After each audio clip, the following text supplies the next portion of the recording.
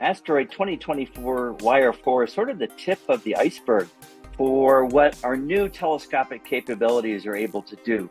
We're able to see small asteroids farther away that have orbits that are circling around the sun.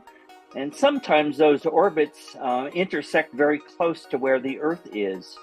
And so the simple situation for this asteroid is we know that in 2032, it's going to be on an intersecting orbit that will come very close to the Earth, probably inside some distance closer to the Moon, but we can't yet rule out that the Earth is not going to be in its way. So it simply takes time to track these orbits and make sure we know exactly where they're going to be on a future date. And when we can't rule out an intersection with the Earth, that just means we keep tracking and keep tracking and keep tracking till we know for sure. So to build upon the point that Richard made, this asteroid passed by every 4 years. And so it may have been in some data in 2020, in 2016, 2012. And so the point that was made that our capability to observe these objects and just detect them is improving. I'll highlight the fact that we didn't detect it before, we detect it now. And we are going to be aware of more and more of these objects. Now, detecting them and then characterizing their orbit is two different things. And getting to understand if they are going to collide with Earth at some point in the future requires quite a bit of additional observation. And that's what the community is working on now. Yeah, and I want to hear about that. Before we get there, though, 130 to 300 feet, I think, was the estimate of this thing. I mean, that sounds pretty big to me, but that's considered small. So I can handle that. We think this object is similar in size to what exploded over Tunguska, Siberia in 1908. So it wasn't large enough to quite survive passage through the atmosphere because that's a very stressful entry into the atmosphere. But it exploded above ground and flattened trees for hundreds of square miles.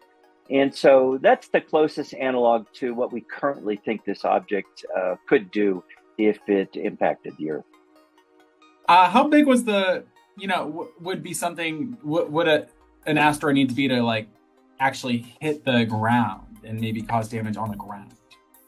So that probably, for an asteroid to survive and hit the ground and make a crater, it's probably a football field sized object, something 100 yards or 100 meters in size. It's probably about how big it has to be to survive that fiery entry through the atmosphere and actually reach the ground intact. To what extent the impact angle plays a role here? Richard. It does, yes. So the more direct or the more straight down the impactor comes, the better chance it has of surviving intact to make a crater on the ground. But if it comes in at a shallow angle, then then it has a lot more atmosphere to go through, and the atmosphere helps protect us. I don't think we know for this particular object. We don't know if it's going to come closer than the Moon, and we certainly don't know what angle it might enter the atmosphere. So there's a lot of unknowns to resolve, but the biggest unknown is where the object is going to be, and the odds are completely in our favor that when we refine its position in 2032, we're going to find that it misses the Earth completely.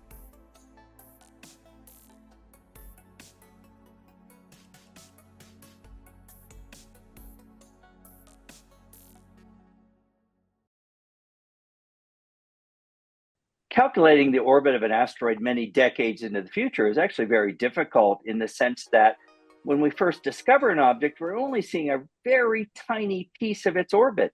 It's like an outfielder trying to decide where to run at the crack of the bat. And which part of Fenway Park is that ball going to land? So literally for this asteroid, it's just been the crack of the bat. We've seen the ball come off the bat, but we don't quite know where it's headed. Maybe at this point we know it's headed to the outfield, but we don't know where in the outfield it's going to land. So it's just a scientific process. It simply takes time to get enough tracking on one of these objects to know where they're going to be decades or centuries in the future. And we're just in the middle of that first discovery phase. Maybe we can mention Apophis, an asteroid which was discovered 20 years ago, a bit more, right? And it was predicted at first that it might that there was a high chance of hitting the Earth, but then over the years of observations, it turned out that it will miss the Earth. We can calculate asteroid orbits very precisely. The chances of something coming along and knocking it out of its orbit or knocking it along in a different place is very, very remote. So we're confident that if we can reliably get a good orbit on this object, we'll know for sure what it's going to be doing in 2032. And what's exciting from a technological point of view is that now that the technology is improving in the context of observation, so better telescopes, so we get to be more sensitive to near Earth objects, so potential collider, close to the Earth, but potentially all the way out to the main belt through the study, for example, that we led with Artem. And on top of that, we have more and more powerful computers. We get to have a stronger network for planetary defense effort. And so even if this object that we're talking about right now, 2024, year 4, doesn't end up being an actual collider in X months from now, because we've refined the orbit and we cleared, it goes down to 0% probability. We have a framework that we keep on improving to do the required assessments, orbit tracking and so forth, to get to the 0% probability as soon as possible, so we can all relax and move to the next target when another one pass by.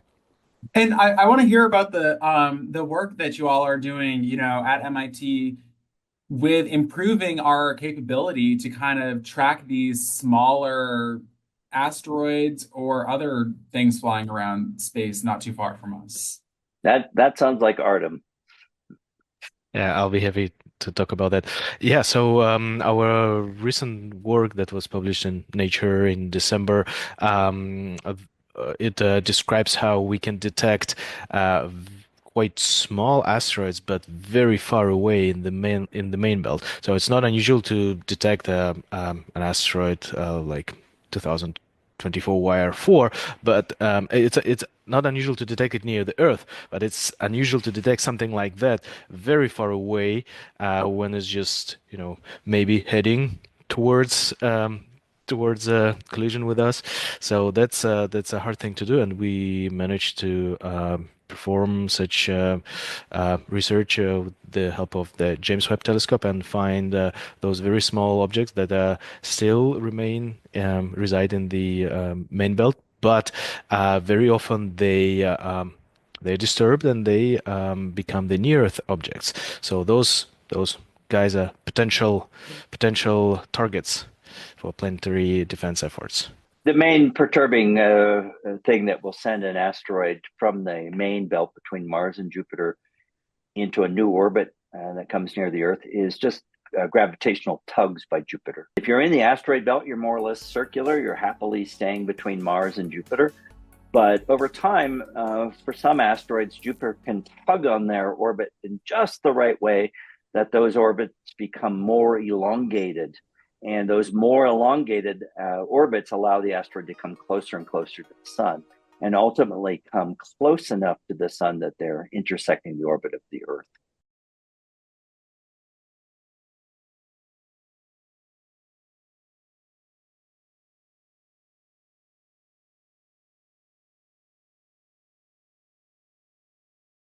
Until we published this paper, we were typically able to find object in the main belt, which is what we were referring to before, of the size of a kilometer, a few hundred meter, and now we're able to detect object of the order of 10 meters, so much smaller.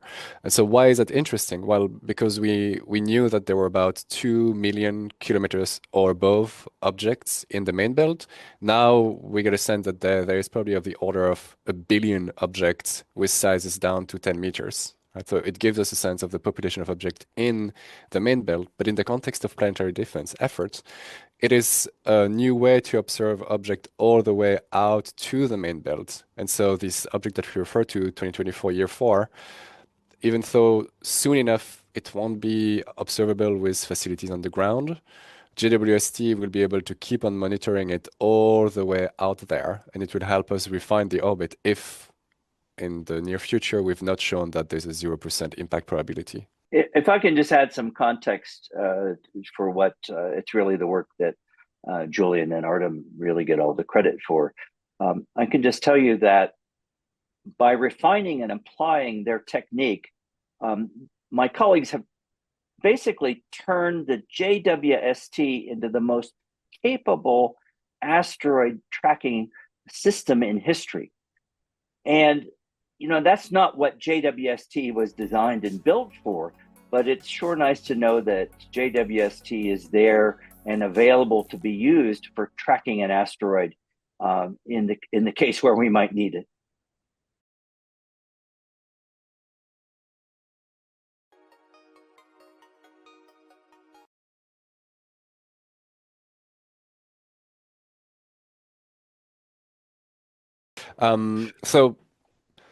So the reason why JWST becomes this, ultimate asteroid hunting machine, if we need to, as Richard said, is twofold. On the one hand, it is capable of observing asteroids in the mid-infrared.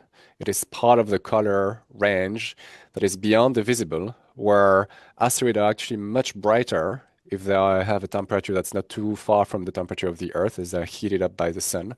They are much brighter in that wavelength range than they are in the visible, so it's easier to detect them. And then the other aspect is that we're using a technique that is a bit like what you do when you do a long exposure, right? It's like if you're outside in your backyard and you take a picture at night, you don't see many details with your own eye. And if you take a picture without long exposure, that doesn't happen either.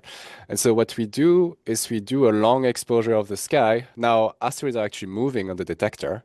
So what we have to do is we have to take the ensemble of exposures that JWST has done on the sky and shift them a bit in one direction and see if something shines through, if some details comes in, if an asteroid comes in. And if that's the case, then we have a detection. If that's not the case, we move in another direction and we shift the images and we keep on going. And so that's using synthetic tracking. The actual name of the technique is synthetic tracking, where we assume that there is something moving in one direction. It has a certain track. We shift the images and we see through this synthetic long exposure if something shines through. And by doing that, we can go basically 100 times fainter than previously done. That's cool. That's really cool. So let's say that, at some point, an asteroid is discovered, and it seems like it may hit us. I don't know exactly, what kind of hypothetical we want to go with on how big it is or whatever. But in general, what types of things would happen, would be triggered? Like, what do we do if we kind of track one? Problem of asteroid impacts has actually been considered by the United Nations, and there are two sort of oversight committees that have been set up. One is called the International Asteroid Warning Network. And in the case of finding an asteroid that's on a definitive impact trajectory, this working group called IWAN would convene itself and look at all the options. Where is the asteroid headed? How big is it? What would be the consequences? And they would make a recommendation as to whether or not we should try to mount a space mission to deflect the asteroid, which we've already proven we could do with a NASA mission called DART. Or is it simply this is going to land in the ocean and we just simply clear the area, let the object fall? And so there are mechanisms in place to evaluate this. And until we really get more specifics, there's really just too many unknowns to project forward with any certainty as to what would be done. But there are groups and agencies and international collaborative efforts. They're in place to evaluate when we have all the answers. We have been developing increasing capabilities of finding these asteroids, and literally, I think this one is just the tip of the iceberg, because we have new capabilities going on with a major new survey telescope in Chile. We have a NASA satellite called the Near Earth Object Surveyor that will launch in a few years. We're going to inventory the sky to see what's out there. And as we find more and more objects, it's going to become quite common that we don't know or we can't quite calculate with precision where each and every one is going to be for decades or centuries into the future. So I think we'll have more and more cases of this, and this is really just a learning example for all of us.